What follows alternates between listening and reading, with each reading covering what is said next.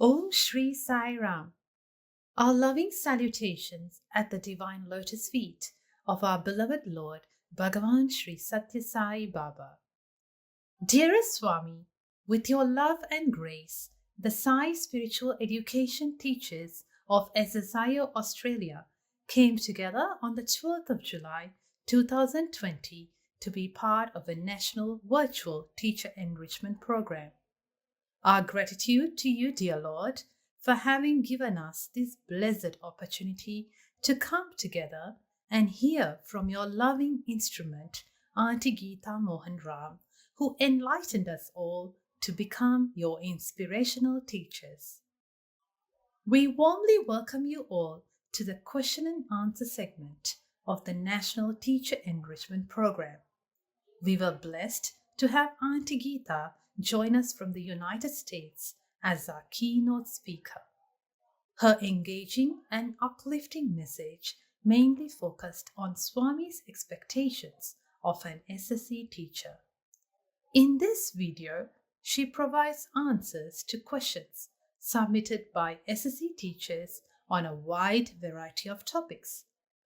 We hope and pray that the answers provided by her equips SSE teachers with simple tools needed to become the transformational teachers Swami wants us to be. We highly encourage you all to watch part 1 of this video, which consists of the keynote address given by Auntie Geetha. I now hand over to Auntie Geetha. Jai Sai Ram. The Group 3 and 4 students are vulnerable to the negative influences of the environment and spend a lot of time on social media.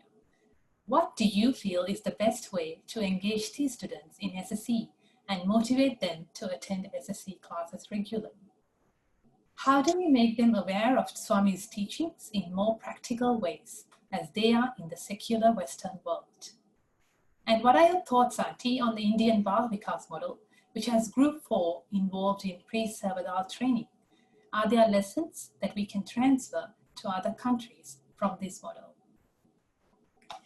Sairam ladies, good evening to you. Good morning from my side of the world. Yes, I mean, it is in every place. I think the Group 3 and Group 4 always is a little challenging sometimes because they are exposed to all of the world outside through schools, colleges, family, everything. So it is sometimes challenging.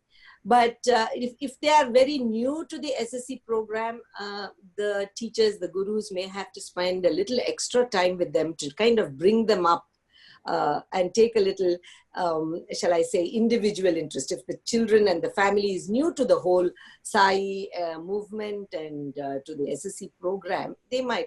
But if they are children who have gone through the SSE program, it may be slightly easy. But to make it interesting, there are a couple of things that Swami very clearly says. The Guru's training does not just with the one training that you give once a year or the 2 refresher courses or whatever. The Gurus are themselves students, Swami says. They have to constantly keep doing that nididhyasam, as Swami says, which is mananam. Think about it. First of all, read, and then think about it, internalize it, and try to practice it. So a guru is first and foremost the first student as well. So they have to constantly keep up to date, not only with Swami's teachings, but also a little bit maybe of what's going on in the child's world, the student's world as well. So that is one thing. The second thing is you have to be, if you have developed a relationship with your student, which is of love, they will trust you and believe what you say. If you are just saying something here, you're saying all of you have to work unitedly, come cooperatively, let's all go and do seva. And then on the day of the seva, the teacher doesn't show up and says, oh, something came up. Anyway, you all know what to do. You all go ahead. You're old enough. Go do the seva. Right there, you have lost the trust of the child. The child will not understand that the teacher may have had some, unless it's some, extenuating circumstance, which they would understand. But if it is something, oh, my son's birthday came along, so therefore I couldn't come to the seva, that would kind of lose the trust. So first and foremost, they themselves have to practice. Then they have to be interested in the students to know what's going on in their lives. You know, what are the things that they are interested in? So you have to develop, you cannot change the fact that you have to develop a relationship with your children. That's one thing. The second thing is the world is going to be around you. There is going to be phones, and because of this wonderful internet, and we are talking across the ocean from different continents. So it is a wonderful thing, but how we use it.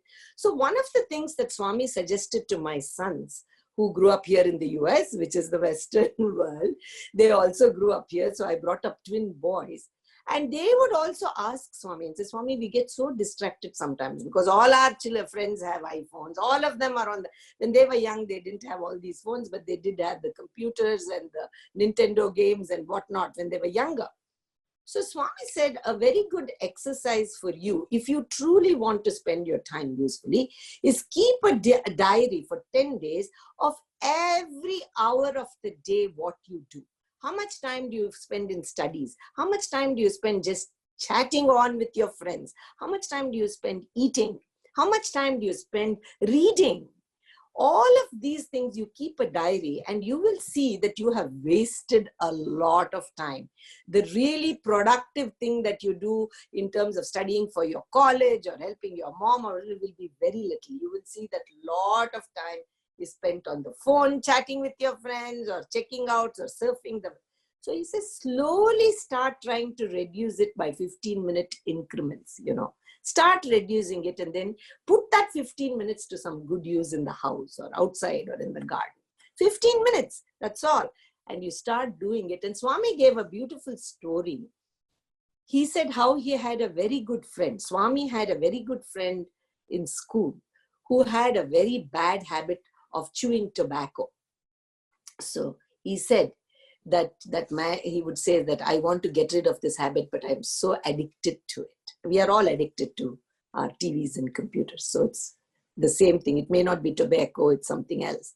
So Swami told him, okay, if you really want to change, then every day on a slate, you write Om 3 times and measure your tobacco, your cigarette or whatever it is against that, you know. So you write Om with a chalk and then put the chalk next to your tobacco and slowly the chalk reduces and the chewing of the tobacco reduces. Chew as much as the chew. So it takes time. So the things that we have to emphasize to the children is to say that, look, all these things affect your senses so much that your mind is affected by that. And not only your spiritual life, even your secular life, your grades in school, in college will go down because you're so distracted. So this practice of using your time well will not only help you in your spiritual life, which may look very far-fetched. Oh, let's see whether I'll become a great person or not. But it will affect your immediate world, which is your college, your school. Try doing this. So these were a couple of examples that Swami gave. So teachers self-study first and foremost, get interested in the students, know what they are getting interested in and know what they are doing. Tell them some of these things. Your mind is going to be affected by your 5 senses. Tell them that. Don't feel, oh, they won't interested, they'll get bored. No, Swami says very clearly, the 5 senses affect your mind. Your mind affects your buddhi. You won't be able to make the right decision when the time comes, when your friend says, hey, you already know about tomorrow's exam, come with me, let's go to the club. Your buddhi must tell you, I have an exam tomorrow. If I sit in the club till 1 a.m., I won't be able to write my exam tomorrow. So even your worldly life is affected by what you do. So the teachers have to have these discussions. That was one question. The second thing I think you said is involving the children in projects and in the pre-sevadal kind of a thing. I think Swami used to say that that was a very good thing. We do it here also. Our group 3 and group 4 students here in the US, at least in our center, they go once a month or once in 2 months, depending on the teacher's schedules. They do go there and they teach the group 1 and group 2 children. So they get involved with the group 1 and group 2, those who are inclined towards teaching, they do that. A lot of the students, some of them who like Seva, get together with the Seva coordinator and start getting involved in that. And the youngsters are very good, as we know, with the technology. So use their craze for technology to make the spreadsheets, who's going where, what's the lesson plan.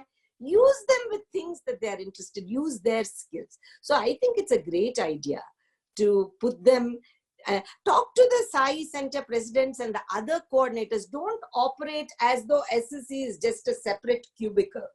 You know, interact with the Seva coordinator and the devotional coordinator and say, hey, how can my group 3 kids help you guys? In what way? Those poor bhajan coordinators are trying to coordinate bhajans for Akhanda Bhajan, and it takes them 4 weeks to do it. These youngsters, if you give them the bhajans, they'll do it in 4 hours because they're so good at it. So use their skills, you know, for things in which they are interested in, but for a better purpose rather than gossiping with friends and each other, you know. So those are something. Was those the 2 questions, or was there something I missed out? Those were the 2 questions. Okay. But there was another question to see, is there any particular topics that we should be teaching these group of students? For the group 3 and group 4? Well, I can only speak from, I know a little bit, things have changed a little bit, I feel, but the basics that Swami had clearly said, that group 3 and group 4 children are very intelligent now, they are growing up. They are quite able to understand some of these spiritual truths. We just assume that they cannot. How you make it interesting is again the teacher's thing. If a teacher is not very good at probably having a discussion or something, you know, some teachers are good with narrating something, but they're not very good when they all start discussing together. So if you have 2 or 3 teachers in the class, depending on the skills of the teacher, one teacher can conduct the discussion. You can do exactly what you're doing is split up into little work groups, which I did in my center here. We used to have not about 15 or 16 youngsters, you know, and we would split up into 3 groups and do a breakout session with them. Have them teach in a different way. Don't go on lecturing them. You know, this age group is not very open to lecturing, but if you make it a more discussion, but there has to be somebody there who will keep them on track so that it doesn't just become another huge discussion about something. So teach them noble things, involve them in noble ideas, you know, give them examples of great people in the current world and but Swami says the difficulty in using examples in the present world is sometimes they have feet of clay, you know. Today they are wonderful. Tomorrow you'll read something about them that is totally negative about them. That is why Swami says, take the time-tested examples of Gandhi or Mandela or whoever, or Mother Teresa or something like that. Give the spiritual idea first and then say, how can those ideas be brought into our present day world? Can we become like them? They were all human beings like us. They had many faults, but they overcame it. So it has to be a discussion mostly, I think, in a group 3 and group 4 class. And if you have not separated boys and girls, then that brings separate challenges because boys think very differently from the girls. Sometimes for discussions, personally, Swami had told me when they are in group 3 and group 4, it is a good idea to keep the classes separate because the discussions can become more free at that time. The girls have a different set of challenges than the boys. So it's good to keep them separate if you can possibly do that. And then there is a freedom of discussion, openness in the class. But try not to make it so worldly that we are constantly discussing about this war or that war. Swami says, all that it does is we are just talking about negative things. Talk about beautiful, spiritual, and sweet things so that the innate sweetness comes out. Compassion, kindness. Thank you so much, Auntie. So we'll move on to question 2. Durga? Yes, Auntie. So the next question here says, how can teachers and students alike stay motivated and positive always, especially during these times now that we are experiencing in today's world? And also that many of us have had the good fortune of experiencing Swami's physical presence and the close interactions that, you know, many of us have had with him, provided the foundation for devotion to naturally flourish in many of us. In today's times, when Swami's physical presence is not here with us, it is a bit challenging to remain the same level of consciousness that at the same consistent level. How can we inculcate these constant integrated awareness, especially in the present generation, and especially when these children have only seen Swamis in photographs and videos and have not experienced Swami physically? That's another question that we got from our teachers, Auntie. Okay, so as far as being motivated, there are a couple of things. One is the first and foremost ingredient that Swami says if you want to be a guru is the first and foremost thing is you must first love children. If you have become a guru because you have heard plenty of discourses of Swami's where he said human life is for doing seva, your birth is for doing seva, and you think, okay, I can't really cook 10 tons of chole to be distributed.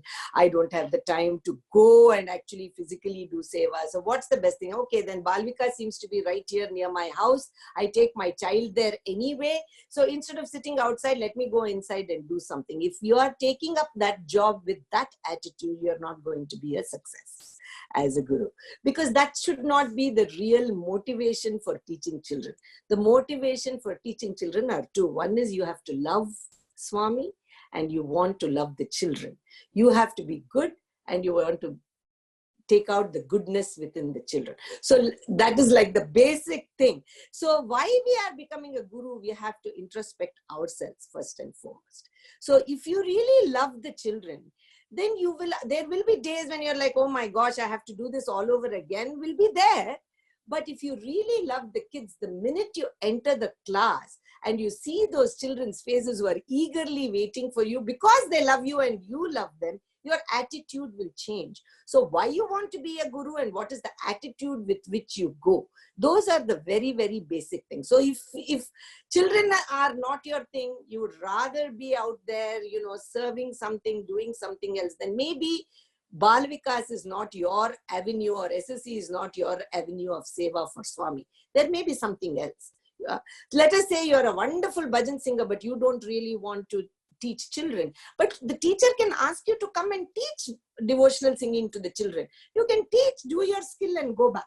So that is the basic thing. So, and then self-motivation, the only way you can motivate yourself, I feel personally, and Swami also has said this, is the satsanga that you keep, the friendship that you keep. If you are talking to people who are constantly complaining, Swami says there are 3 types of teachers. There are some teachers who are constantly complaining about the organization, about the children, about their co-workers, about how less time. They're constantly complaining. If you are that kind of a teacher, you cannot teach. The second kind of teacher, Swami says, is one who will repeatedly go on teaching over and over again till every child in his class has understood. Those kind of teachers will make the children get the desire to learn. Even if he's not a very bright student, he will somehow pick it up because the teachers are going on repeatedly teaching because they want to make sure everybody. But the third type of teacher is the one who is an inspiring teacher, who will make the child say, oh, I want to become that.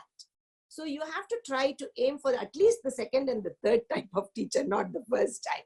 So for that, you have to keep good company with people who are motivated. Not people who are constantly saying, oh my God, I don't know why I joined this SSC. Every day there is a refresher program. Every day we have to listen to Geetha Auntie. Who wants to do all this, So if that is your attitude, then you're better doing some other seva. So self-motivation, first by reading Swami's books, listening to his discourses, that's one. Second, have the good company of people who are motivated, who say, oh wow, what happened in my class today? I really want to share this with you. Talk to such people, that is the second thing, to be self-motivated. And the third thing is, if once you say you have committed yourself as a guru to Swami, it is a commitment that you have given to the Lord, and you have to prepare yourself in every possible way. So Swami says, self-audit yourself. Am I also progressing along with group 1? While I'm teaching bhajans, am I also understanding the meaning of the bhajans? So that kind of a thing.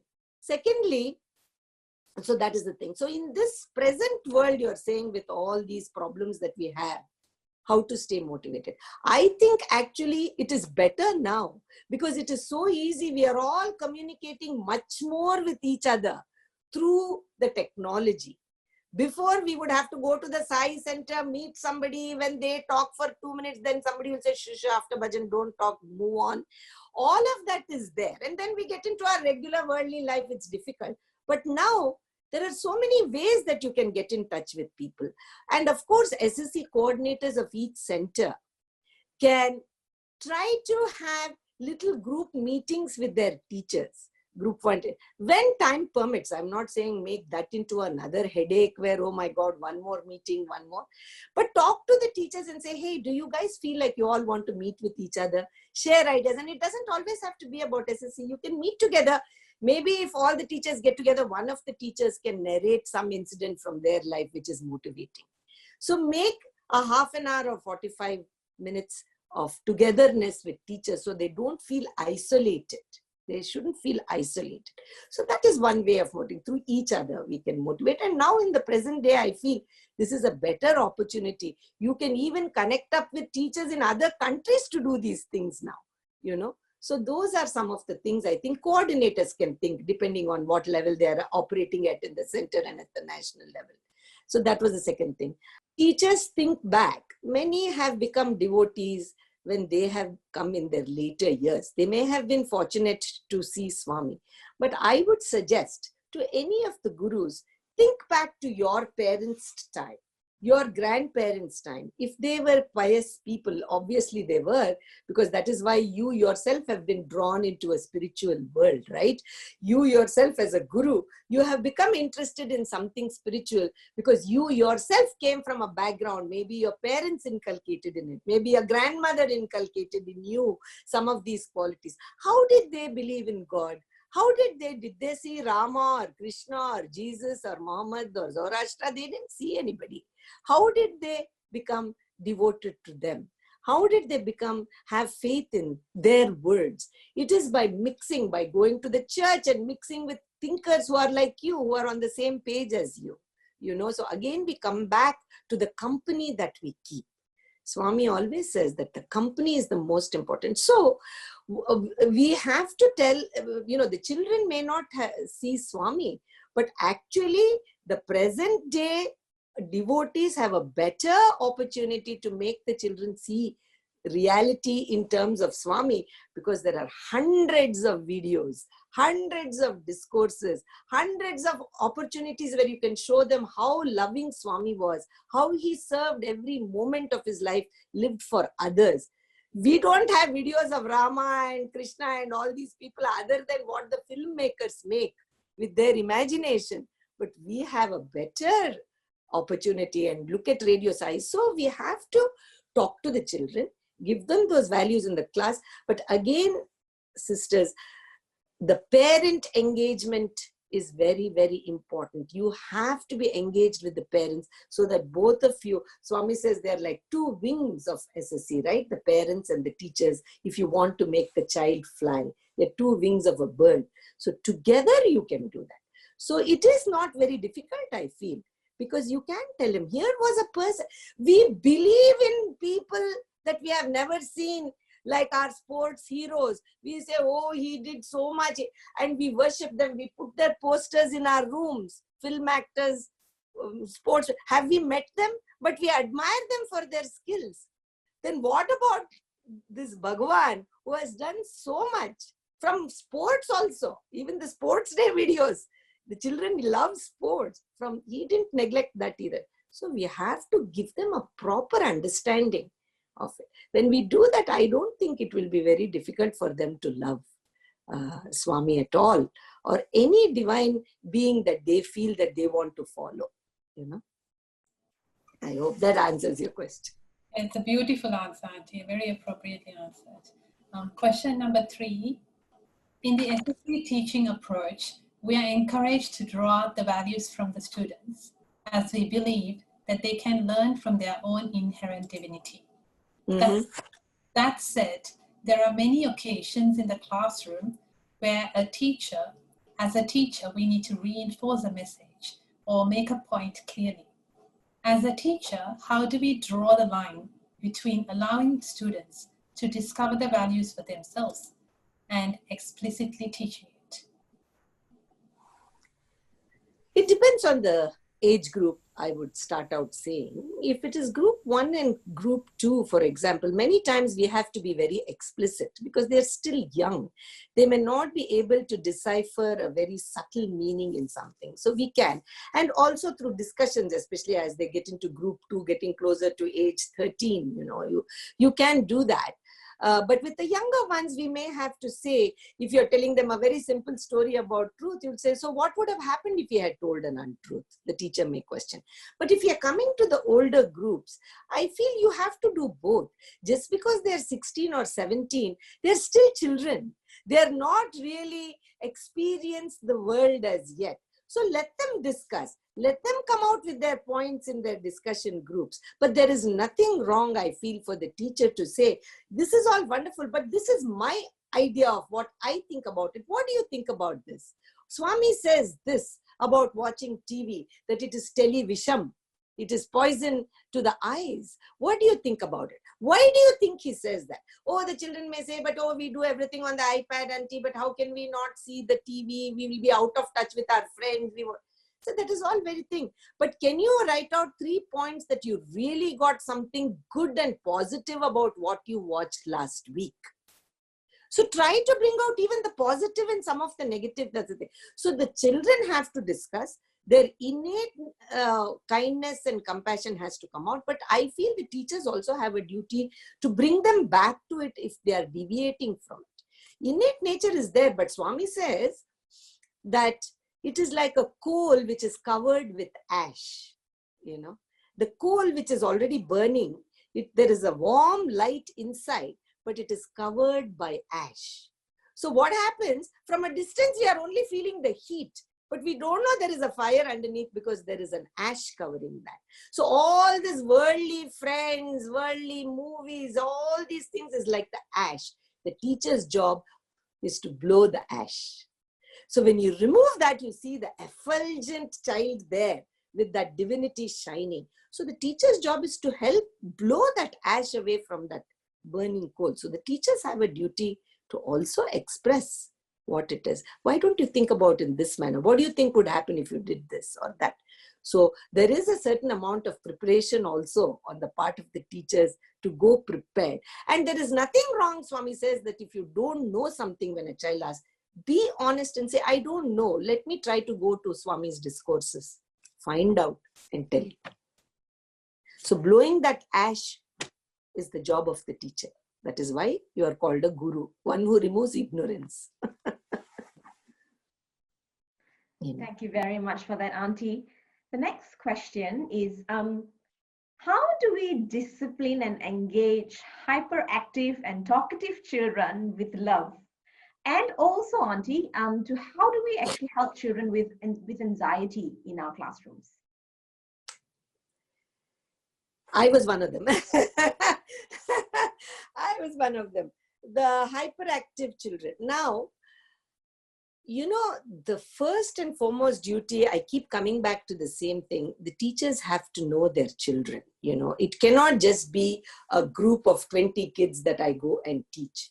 The teachers have to take the trouble to get to know the child one-on-one in some format, even if it's 2 minutes that you're spending with the child. Find out what the child likes, what the child is interested in, and try to use that to engage the child. So when you have a lesson plan and you have 15 children in your class and you plan a story, you will remember that there is Geetha there who is going to jump up and down with 20 questions even before I finish the story. So how am I going to engage Geetha, who is a hyperactive person in the class?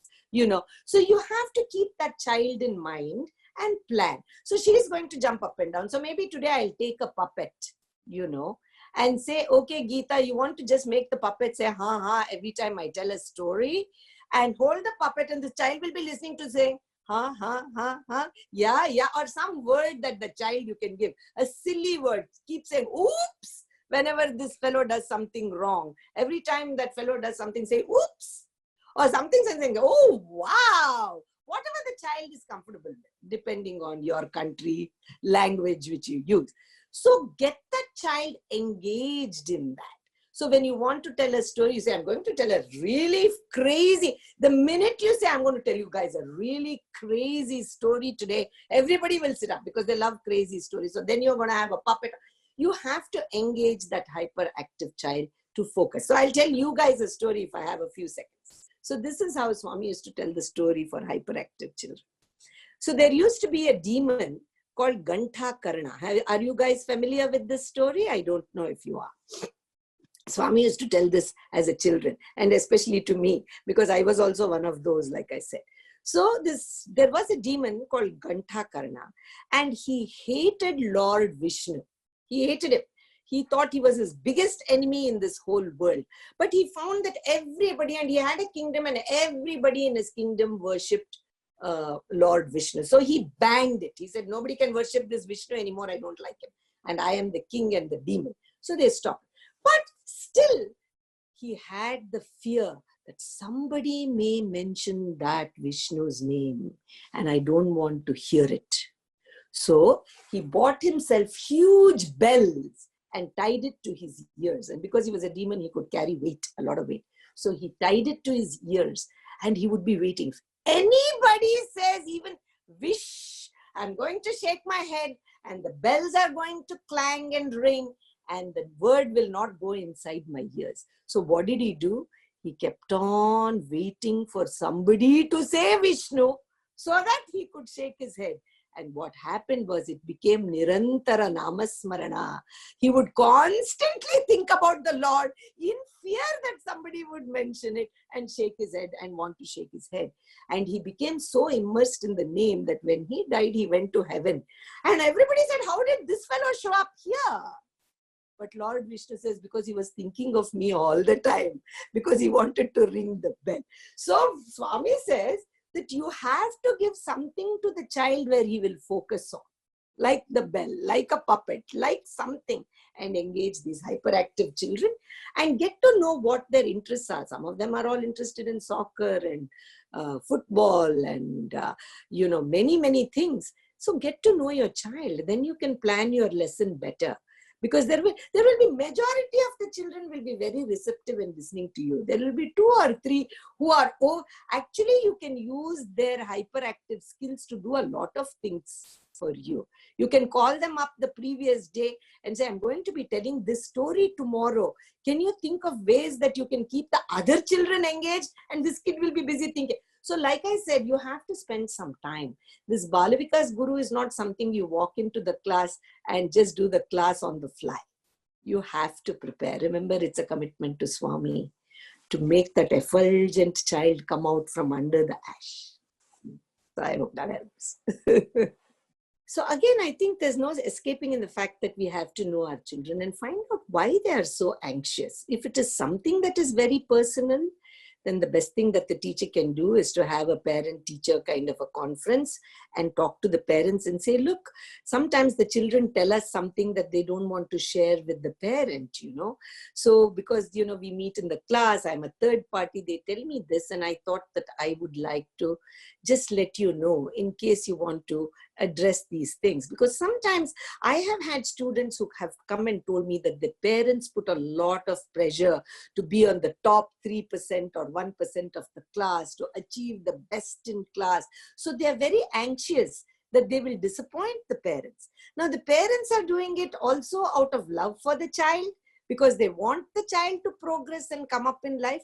The child is also getting anxious because it loves the parents and doesn't want to disappoint the parents. The common factor is love there. So sometimes we may have to tell the parents that, look, your child is a wonderful, sensitive child. Give him a little time. Even if he gets a little less marks, he may do very well. So it depends on what he's so anxious about it. But you have to get to know the child. If the child is able to tell you what he is anxious about it, and it is something that you can handle, a simple thing in class, somebody is teasing me all the time when I come to class, those kind of things you can handle by telling them the right stories, giving them the right examples, if it is something concerning your class. But if it is something concerning the family, you have to know the parents. That is why Swami says you have to get to know the parents, because if you don't know the parents and suddenly you pick up the phone one day and say, oh, by the way, you know what, your kid told me that you're putting a lot of pressure on your kid, so stop doing it. Your response will be you're going to lose the child. They'll withdraw the child from SSC. So if you already have a relationship with the parent, you call up and say, look, I just had a little conversation with your child and I just thought I should share this with you. When is a good time to talk to you? So if you already have a relationship with the parents, it's easier to approach. And Swami also again gave me a very good advice when I also had to do several parent-teachers meeting many years ago. I started to teach in 1970-71 when I was 14 years old. So I was still very young and the parents thought it was really foolish that I was even conducting a class, you can imagine. I was myself a young person. So Swami said, whenever you want to tell a parent something that is not very positive about their child, then don't go there and immediately start, you know what your child did today is beating up that other child or whatever it is. That don't start on a negative note. And you see them, you say, wow, you know, no child is completely bad anyway. No human being is completely bad anyway. Swami says, start with the positive things about the child. You know, he's so attentive in class. He absorbs everything so nicely. He is the one who asks us the maximum questions. Because of him, I work very hard to prepare my class because I know him. So tell the positive. And you know what Swami said? There is a Hindu sloka, a prayer, which was a part of the Balavika syllabus or in India. It is called Vakratunda. Swami included this prayer. It is Vakratunda Mahakaya Surya Koti Samaprabha Nirvignam Kurume Deva Sarvakaryeshu Sarvada. This is a prayer to Lord Ganesha. And how does it start? Vakratunda Mahakaya, oh Lord Ganesha, who has got a beautiful crooked tongue, and Mahakaya, who has a huge body, Vakratunda Mahakaya, Surya Koti Samaprabha, you are effulgent like a million suns.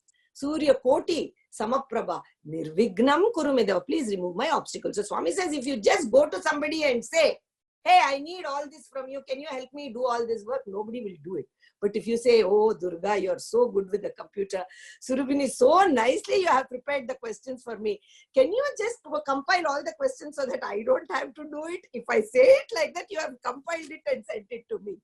But if I say, I am the speaker, you know, I don't want to go through all the questions, put it together and send it, you may not have the same attitude.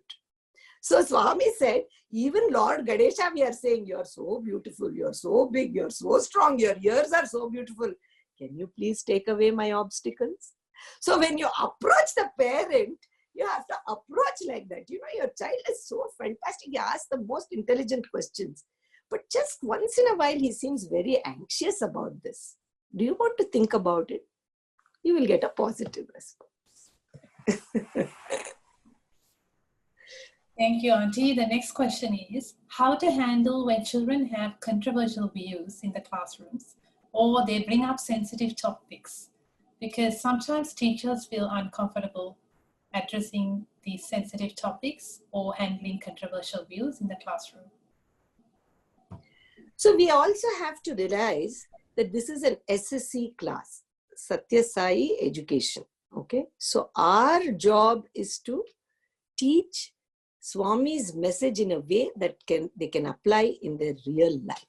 So when they bring up general controversial views about the world, Swami has clearly said that we have to say the world is going to be what it's going to be. You can only change the world if you can change yourself. So if we start in a small way of changing ourselves, the big picture may change and it takes time. Nothing happens overnight. So those are, if they have political views about certain things, those are the worldly kinds of things. Oh, my parents, for example, I have had children saying, oh, they are so materialistic, but you are teaching us seeing on desire. I say, let them, don't worry about your parents. They will grow in the way they will grow. But you have 25 pairs of shoes, try to reduce to 10 or 15. You start practicing it first. When your parents see that you don't have that many desires, they themselves will learn from you. So don't worry about other people. So that is the first thing. If there are other sensitive topics which are very, very personal, which teachers may be uncomfortable to discuss in this present world, then those kinds of topics, we have to say that this is an SSC class. We are here to learn spiritual aspects that Swami has wanted us to teach. So if this is a personal thing, first of all, you make the classroom rules very clear in the beginning itself. You have something sensitive that you want to talk to me. Don't address it in a public forum in front of everybody, because everybody may not be comfortable. Everybody is different. You address it to me first, privately, through phone or separately in the class. That's one thing. Secondly, if it is something too sensitive where we should not be interfering in that, the first and foremost thing to tell the child, discuss this with your parents. Your parents love you. They are the only people in this world who love you with no conditions. Talk to them. Sometimes parents are not open to certain subjects. So the child will say, oh, this is something I can never tell my mother about. Then you have to say, that means you have to find a wise uncle, a good aunt, somebody who's close to your family, to your parents. If you discuss with them and they are respected by your parents, maybe your parents will listen to them what your problem is. That is your second level attempt. Third, I don't have anybody. And these are usually with older children, right? Not with really young children. There are many counselors in colleges these days, in schools, who are third parties, who are objective in their viewpoint. Why don't you go and discuss with them? Because you should have no hesitation saying, this is not something that I am very conversant with. So I will not be able to give you good advice. All I can say is, whatever you are, I love you, but I will not be able to help you because I myself am not conversant with it. First step, parents. Second step, some good uncle, aunt, friend who also have the respect of your parents, because then they can talk to your parents. Third, there is no such person. There are counselors. More than anything, ultimately, fourth is, there is always God within you. Talk to him. Pray intensely. He will show you the path. So these are the 4 methods I think that we can take with the children. Thank you for that, Auntie. The next question is, what are some ways in which Swami's teachings can be integrated into the secular curriculum, especially SSC teachers who are teachers by profession? Do you have any pointers to share?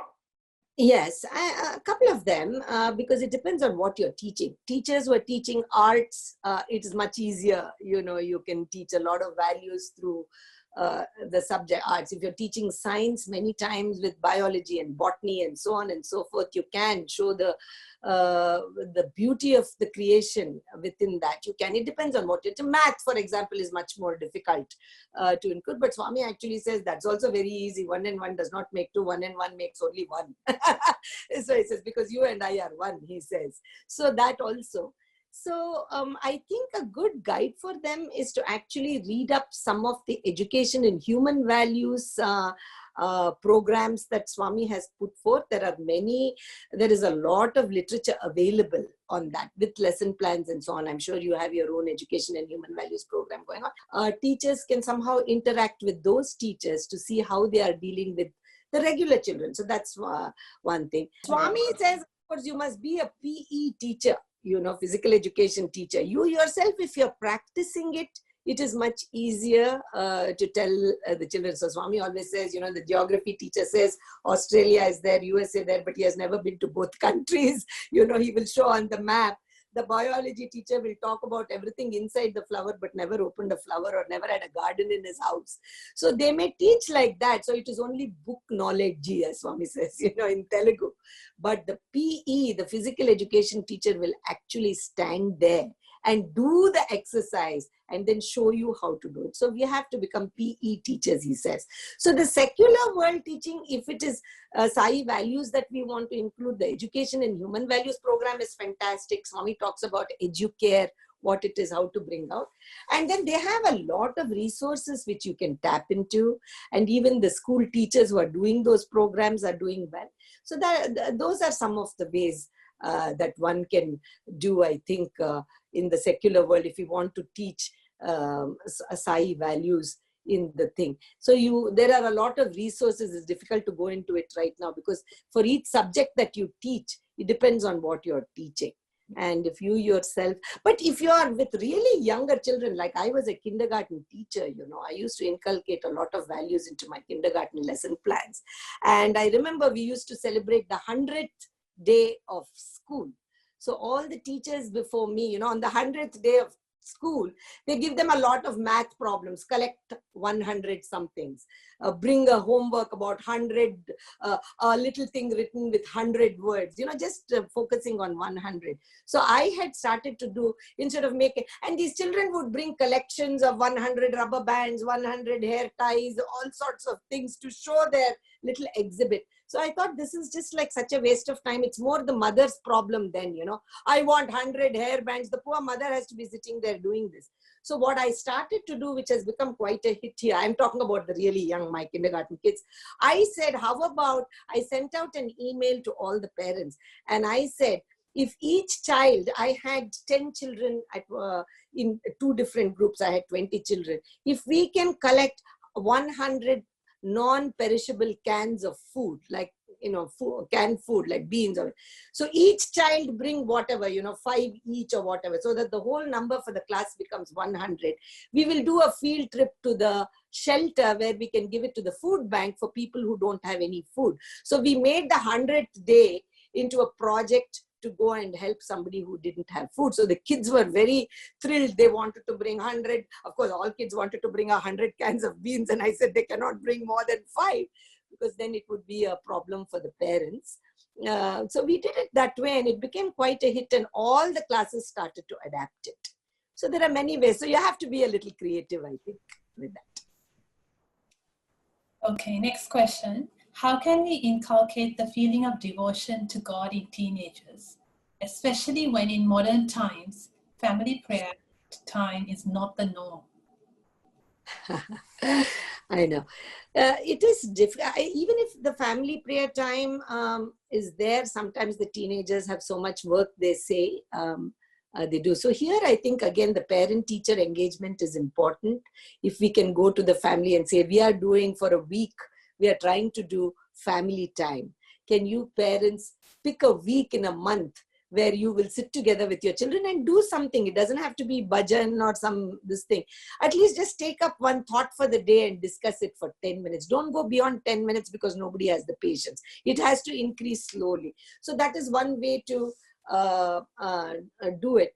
But to make the children get devotion, you see, Swami says faith is something that is inherent, because faith and the need for happiness is already there in everybody. Because even Swami gives a very beautiful example. Nobody thinks it's normal if the child keeps crying. But if the child smiles, we say, oh, that's normal. The child is doing well. So it is a natural instinct for human beings to want to be happy. Nobody thinks a crying child is a normal child. You think there must be something wrong. Let's find out what is wrong. So he says that faith and the desire for happiness is an innate quality. So we have to teach children, I think, more than telling them about God and this and that, say that he is somebody within you. So if you develop self-confidence in yourself, then you will develop faith in God. You have to develop self-confidence. That's one thing. Second thing is, you look around you and you see so many things that you think, oh, wow, I never expected that to happen.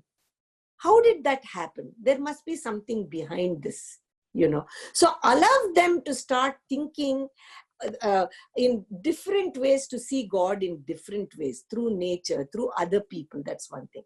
Third thing is, it is something that we have to tell them that, there may be some children who are coming from families who have no faith in God, and they may be just coming because their friends are coming. So let us not worry about God and this and that, you say. All children feel compassion and kindness when they see somebody who doesn't have what they have. Some of the children don't even know that other people don't have what they have. So start involving them, if these are older children, in seva projects. And don't worry too much whether they believe in God or not, show them how to be compassionate and kind and look at these people suffering. And when they say, oh my God, auntie, when I saw that person really so hungry, I felt so sad for him. Says, tell her that is God in you, making you feel sad when there's a fellow human being suffering. When they say, oh, mom, auntie, I went to the beach and I saw the most beautiful sunset with my friends. Say, that is God who provided you the sunset to enjoy for those few. So you have to approach in different ways rather than one form, one body, one this way. You have to approach it through the child's eyes, what they believe in. You can see God in everything. God is in everything. So why should we worry in what form they are looking at? So, and they may come and tell you, my best friend really helped me today in school. When I wanted something, I was sick for 1 week, my best friend said. And she was so sweet, auntie. That sweetness is God within that. So that's how we have to approach and make them start believing that there is an energy within us which brings out the goodness in us. That's what Swami says. Because we are all God ultimately in different forms. Auntie, you did share that how to motivate teachers and students that we need to have good company, good satsang, read Swami's literature, and get the teachers together to discuss on experiences. Now, in what way do you think you can suggest, especially with SSC teachers who are currently very pressed for time to attend meetings or refresher trainings, and even to connect with parents? How can you suggest how education coordinators can sustain this motivation in teachers? I said one thing during my talk, which is the first thing Swami mentions that a teacher requires is a sense of sacrifice. He said, you may be able to give them anything, but giving of yourself to the child is the greatest sacrifice. So some amount of self-sacrifice in the things that you do personally may be necessary. In your, I know that even I was a working mother with 2 children at home. My husband was in a very demanding job. He was a satellite operations person in NASA. So he used to have many launches where he used to work continuously. So I had to spend a lot of time with my children. So I had a busy life as well. But if you are committing to SSC, you have to see where you can sacrifice certain amount of yourself for the children. So let us say you're watching news, which is a big thing nowadays. We are all spending so much time trying to find out which country is more sick than the other. If you're watching 3 hours of that, maybe you have to cut it down 2 hours or 1 hour, whatever. That is one way. For your own preparation for your class, you have to sacrifice some of the things that you are spending time. So keeping that diary of what you do throughout the day is a very good exercise even for the teachers, which Swami suggested to my sons. You can find out that we spend a lot of time in talking to others, in wasting time with this and that. We do a lot of things which are unnecessary. So maybe some things we can cut down. As far as refresher programs, which you people are the ones who are in charge of as national and regional coordinators, you have to see when you can do it only when it is necessary. If you do too many of that, then not everybody will register to it. They will say that. So you have to find an optimum way of doing it. The better way to do is the center coordinators, the center SSC coordinators. If they can get a consensus with the teacher, if they can spend 1 hour in a month just to talk to each other and share with each other. And now that we have all discovered Zoom, they need not go to a particular venue. Maybe they can meet like this, 1 hour of a good time, that when they have finished their duties at home, they can meet in the evening at 8 o'clock or 9 o'clock, whatever works for them. That is one way to do it. So that is one of the suggestions. It is good to meet with people who are on the same page, and you can get a lot from others' experiences as well. So you have to see how you can, it's basically time management, right? If you go to a job and your boss gives you 4 projects, you are going to decide what is the one that what your boss wants. What is the one that she's going to be obsessed with? let me finish that first. Let me attack that project first and then take on the others. So you have to look at it like that. If you have a small infant child in the house who needs your 100% attendance, maybe that's not the time for you to be teaching SSC. It's okay to take a break from it. If you have a newborn child in the house and your husband and you are still learning how to do this, with your, I see that with my own sons and daughters-in-law. They used to be involved in SSC, but now they have taken a break because they have a 5-year-old and a 2-year-old and a 3-year-old at home. So they've taken a break. So maybe that's one of the options. So you have to do some time management. Look at your life, how you're leading it, what are you doing, and then manage the time accordingly. And sometimes you may have to take a break too, whatever it is. It can't be helped, you know. That's a part of it. So you're not doing anything wrong by doing that. In fact, you may become a better teacher when you come back because you're rejuvenated, you know. So. Next question. So in some centers, we've got more teachers than needed for a particular SSC group. And in those centers, we have proposed team teaching or co-teaching, where 2 teachers take a class together, or alternatively come up with a roster for teachers. But not all teachers are comfortable co-teaching with another teacher. And some SSC teachers feel that they lose the connection with the children when they're rostered to teach. So what are your thoughts on this, Auntie? This is actually a good problem to have, you know, to have more teachers is a good thing. So let me go to the very basic thing. There is no question of saying, according to Swami, not my words, there is no question of saying that I cannot co-teach with somebody. Swami's first and foremost emphasis is unity. We have to work in a united and cooperative way. And that is our personal sadhana. I started out saying that you all have to do personal sadhana first before you start teaching. So the personal sadhana is, if we went to Swami, if I went to Swami and if I said I cannot get along with Durga and Surabhini Swami Sanaisha, Swami say, you quit, let Durga and Surabhini teach. That's what he will say.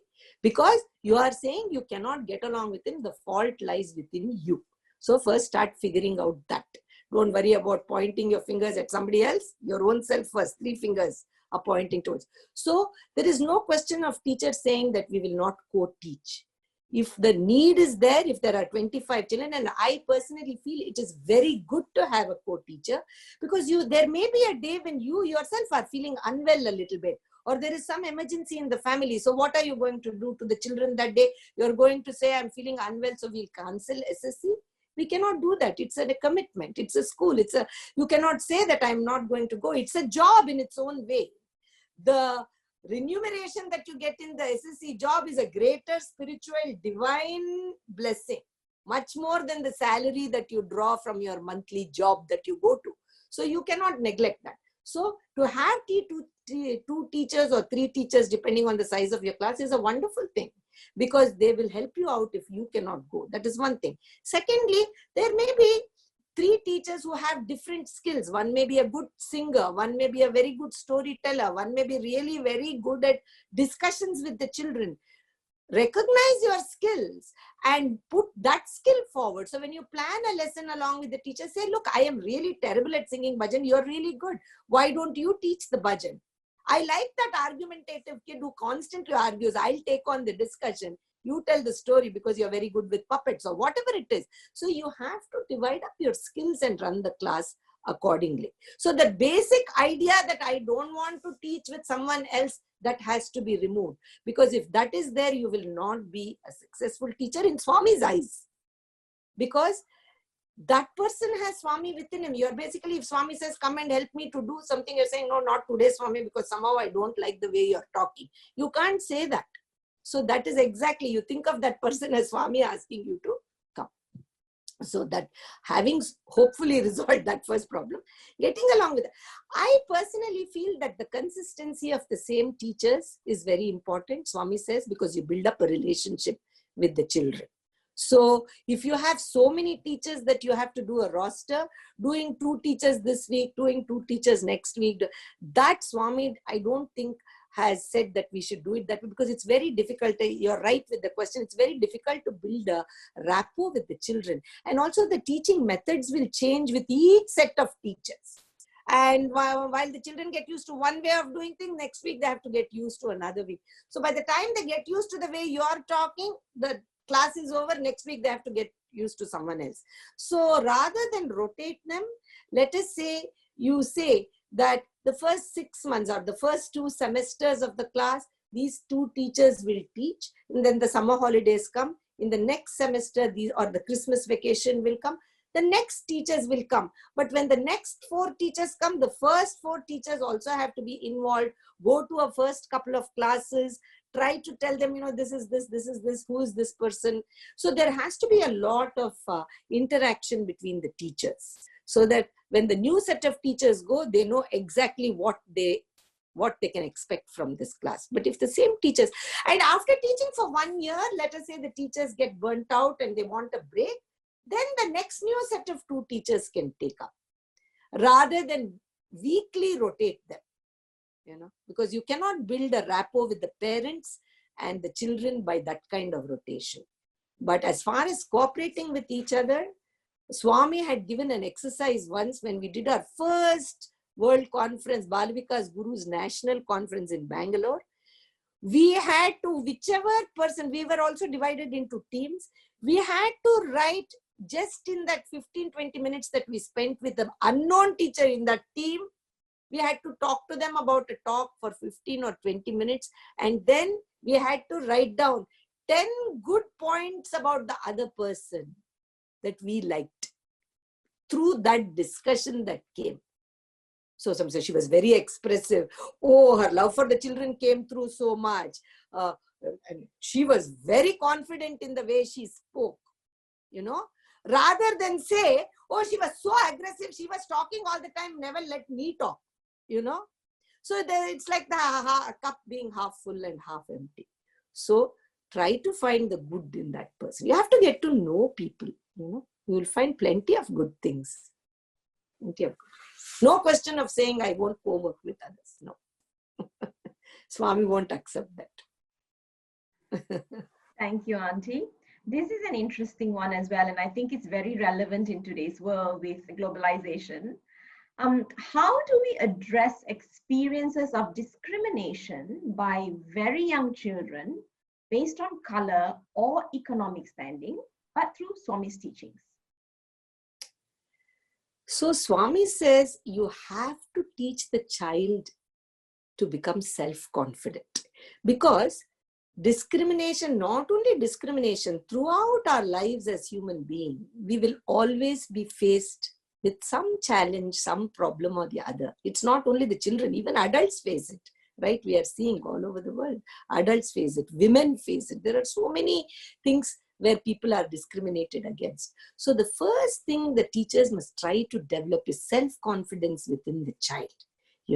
That there is somebody within me who gives me the strength to think, to do, to act. So teach them.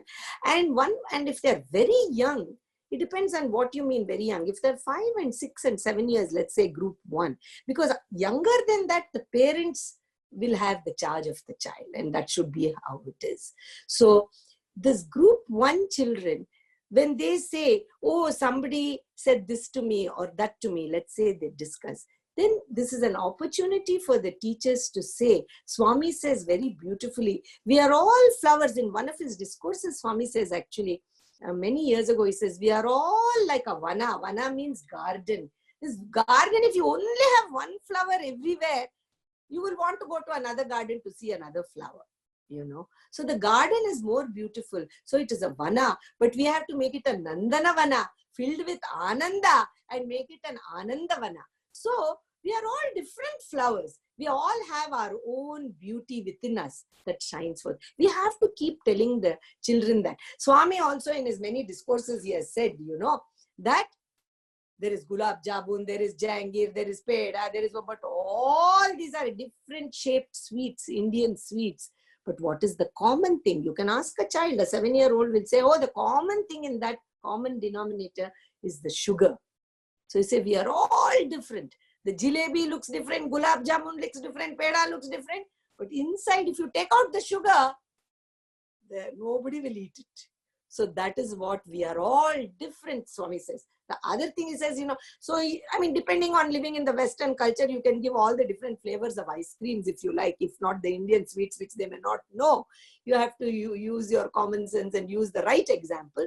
The other example that Swami gives, and he had told me personally once, when I had asked a similar question, not exactly the same. He says, everybody likes juice in the summer. They like to drink cold things.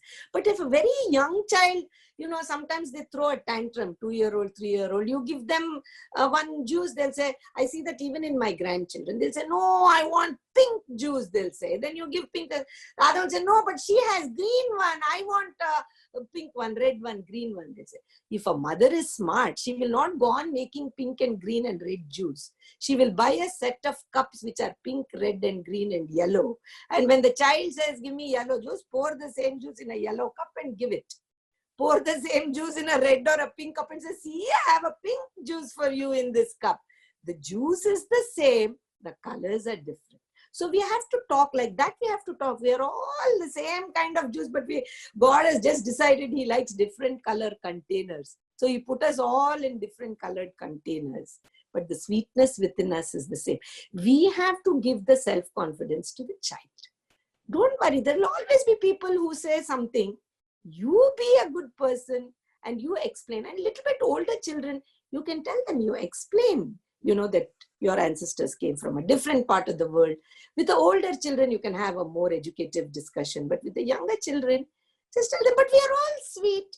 And then you can show the comparison. See, there are 4 children who are all wearing glasses. They all wear glasses because they have some problem. So you have to find the commonalities rather than the difference and teach them to become self-confident.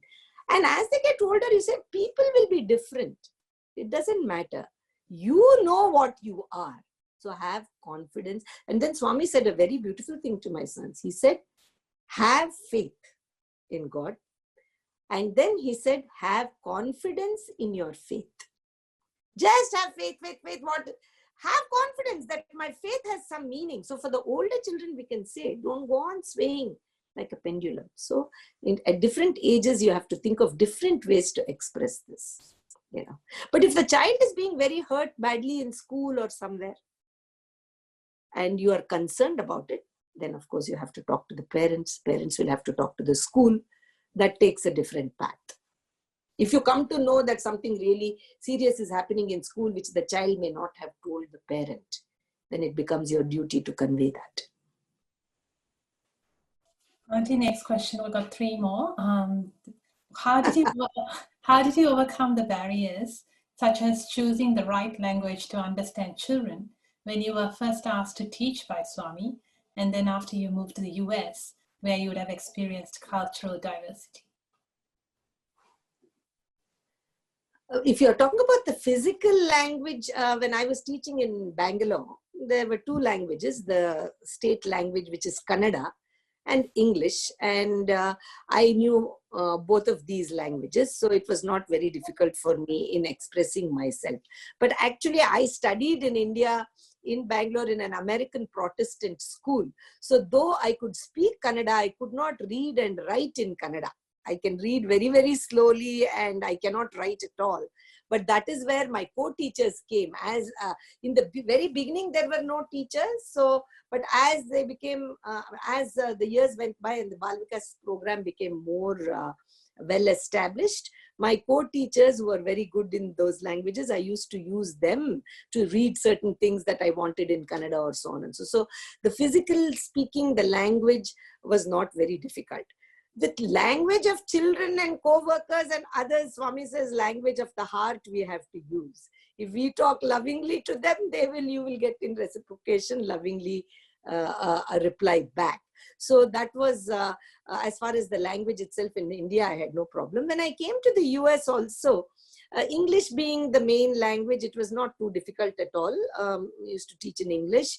The cultural diversity, I took a lot of trouble because I had kind of skimmed through American history in my school when I was a kid in India. You know, it was not something that I really learned a lot. So I took a lot of trouble to understand and read American history. And what was very good for me is my sons were going through school here. So every time in first grade and second grade, whenever their teachers gave them homework on history, I would also do it with them so that I will know who are all the presidents in America, how many presidents are there. So some of the things that I put in a lot of work to learn about the cultural diversity in America, you know. And I myself worked in a school after a couple of years having come here. So I used to discuss a lot with my co-workers in school, you know, because coming from India, I also had certain stereotyped ideas about what American society was. And 90% of the time I was wrong. So I would talk to them about it, and I had very good. So you have to put in some effort, I think, to understand the environment around you when you teach. Because if you don't understand the environment, how will you understand where the kid is coming from? Where is the child coming from? So you have to understand your environment a little bit. Yes. So with regards to teachers with their sadhana plan, so one question that came about is, how do teachers constantly be in tune with our inner well-being, especially and making the right decisions, especially when the environment around us keeps changing and the demands keep changing? Are you talking about the teachers or group 4? Teachers, the teachers. How do we stay connected with our inner self? Inner well-being, yes. That is exactly why Swami says you have to start at least 5 minutes or 10 minutes a day with a prayer. You have to spend at least 10 minutes with yourself. If you can spend more. Now with this COVID, I suddenly realize I'm reading more books, listening to more discourses than I ever did before, even though I retired some years ago. So you have to spend some time in Shravanam. Swami says hearing, listening, Shravanam, Mananam, thinking about it, introspecting, and Nididhyasanam, practicing it. So practicing is always the difficult part. But at least if we hear and internalize and discuss it. So you constantly have to do that inner work on yourself. We know our own faults, whether we are impatient, get angry too easily. We have to say, I'm getting angry too easily. Maybe I have to search and see what Swami has to say about this. I'm getting very impatient with my spouse because I'm spending 24 hours of the day now with him. While he used to go to work, I used to go out. We used to spend 4 hours with each other, you know. So many issues now staying in the house. So you have to see, how can I change this? Maybe I have to go in my room and listen to things or do something different, go for a walk. So you have to, and especially this physical exercise, I find going for a walk, enjoying the nature around you, you can connect internally to yourself. When you hear. See, now we have become in the habit of wearing headphones even when we are walking and talking to other people. So again, we are getting inputs from the outer world. So how can you connect to the inner world? Take that out. Just listen to the birds. Look at the trees. You will hear the sound of the trees. Then that will connect you to your inner being. We don't spend any time with ourselves. We are all the time spending time with the outside sensory inputs. Reduce the sensory input and go connect with yourself internally. What do you like? You like music? Sing a few bhajans by yourself in the room. Doesn't have to be a bhajan in the center. Like that. Whatever you like. If you're a painter, paint something. You know, that kind of thing. So you can connect. It doesn't always have to be only prayer, Om Bhurbhuvasvaha. No. All these things come from within, these skills. Environment and demand, the day you are born, it will change. Today the baby is 1 day old infant. Tomorrow the mother will say, you know what? Within 6 days, the baby smiled at me. 10 days, the baby is kicking its leg. 15, the change is part of our creation. Everything. That's why Swami says everything is a passing cloud, passing cloud, passing cloud. Change will be there. We should not change. That's all. We should become connected with our inner self. We should have good company and good people who stay connected, help us stay connected with us. Swami says, if there are no friends who help you to do that, don't have friends, he told me once. If your friends are getting you more and more involved in the outside world, giving you more agitation and more mental problems, more things, don't have friends. I am your friend, he said. Talk to me, I will listen. Talk to me. I will listen. So I am in the habit of talking to all my plants and talking to Swami in the pictures and everything. I'll say, good morning, Swami. Today the sunrise was not as great as yesterday. Were you resting today? Or something, you develop a personal connection with God. You develop a personal connection with God. Even with my plants, everything has Swami in it. So you connect like that. So let's finish this Q&A by hearing from you, Auntie. What do you think is the one most important quality an SSC teacher should have? One most important quality is love for the children. Love for the children. That is the most important quality. You must love children. When will you love children? When you love yourself and God. So love for God, love for children, they go together. Love for the children. If you don't love children, but you're doing it because you think it's a good seva activity, it won't work for very long. You can do it for a year or two. After that, you will get fed up. I taught kindergarten for 27 years. I started to teach SSC in 1971. None of you were even born at that time. So I get excited when I go to my... Now I don't teach SSC. But the teachers will call me once in a while to come and tell some stories to the children or something.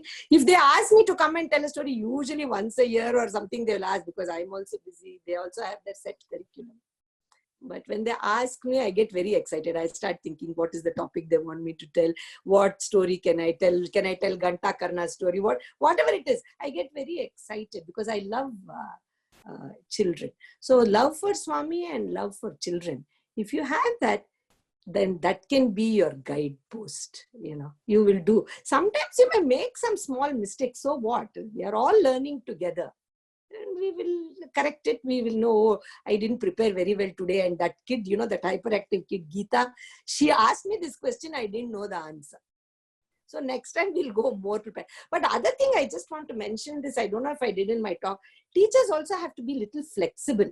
Our training program will say 6 or 7, points for teaching. Sometimes we may not be able to do all 6.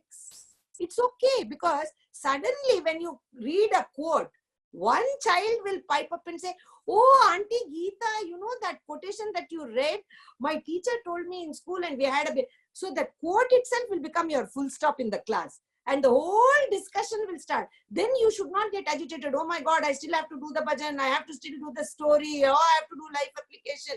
That itself is life application because a child has showed interest in something. You have ignited the interest. So it's okay once in a while, if you are flexible and you can't do every last thing that you planned, do it next week. Life is a constant journey, constant Balvika, Swami told me once. Till the day you die, it is Balvikas because you are always a student. So there is time, no problem. Don't be little flexible. But love is the most important. You have to love the children. Auntie Geetha shared that teachers become students in the SSC program. I'm confident that all of us agree with that, especially after listening to her abundant experiences about how Swami started the Bal Vikas program in India and now conducted as SSC all over the world. The sweetness of her loving words and her enthusiasm is awe-inspiring. What better time it is now to work on our self-development and sadhana and to prepare ourselves for when face-to-face SSC classes commence. We thank from the bottom of our hearts Auntie Geetha for spending her time with us all and answering the questions from our teachers in Australia. We hope that this session affirms the reason we are SSC teachers. We thank our beloved Lord, Bhagavan Sri Satya Sai Baba, for guiding all of us every step of the way. More than 450 years before the birth of Christ, Confucius said, "What I hear, I forget. What I see, I remember. What I do, I understand. Let's do it together. We have heard what we have to do. We have seen what we need, and now it is the time to do it. So let's work together to bring the best out of our children by being exemplar SSC teachers. Jai Sai Ram.